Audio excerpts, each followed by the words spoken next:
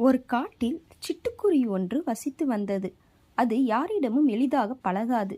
எப்போதும் அமைதியாகத்தான் தன் வேலை உண்டு என்று வாழ்ந்து கொண்டு இருந்தது. அதற்கு சுயமாய் யோசித்து முடிவெடுக்கவும் தெரியாது.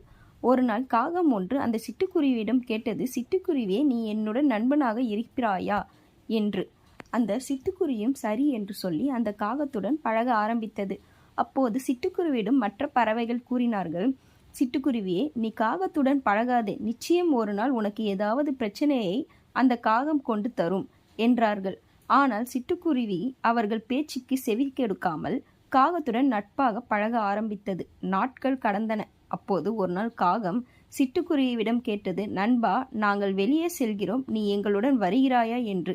சிட்டுக்குருவியும் சரி, நானும் வருகிறேன் என்று அந்த காகங்களுடன் சென்றது. அந்த காகங்கள் அருகில் இருந்த ஒரு சோள வயலில் புகுந்து அங்கு இருந்த அனைத்து சோள வகைகளை கொத்தி திங்க ஆரம்பித்தன.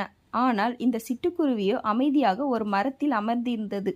இந்த காகம் சோளம் உண்ணுவதை பார்த்து கொண்டிருந்தது.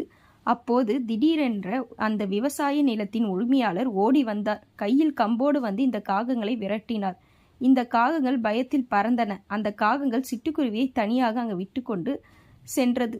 ஆனால் சிட்டுக்குருவியோ மரத்தில் அமர்ந்து என்ன செய்வது என்று தெரியாமல் இருந்தது. அப்போது அந்த விவசாயி சிட்டுக்குருவியை நோக்கி கம்பை எடுத்து கொண்டு வந்தார். சிட்டுக்குருவி விவசாயியிடம் சொன்னது, ஐயா, நான் எந்த தவறும் செய்யவில்லை. நான் இந்த மரத்தில் சும்மாதான் அமர்ந்திருந்தேன். உங்களுடைய நிலத்தில் உள்ள எந்த சோளத்தையும் நான் உண்ணவில்லை என்றது. ஆனால் விவசாயி அந்த சிட்டுக்குருவியின் பேச்சை கேட்காமல் அந்த கம்பை எடுத்து சிட்டுக்குருவியை அடித்தார். சிட்டுக்குருவியும் கீழே விழுந்தது. அப்போதுதான் சிட்டுக்குருவி உணர்ந்தது, மற்ற பறவைகள் சொன்னதைத்தான் கேட்காமல் போனது என்னுடைய தவறுதான் என்று எண்ணி வருந்தியது. பிறர் நம் நன்மைக்காக கூறும் அறிவுரையை சற்று கேட்க வேண்டும்.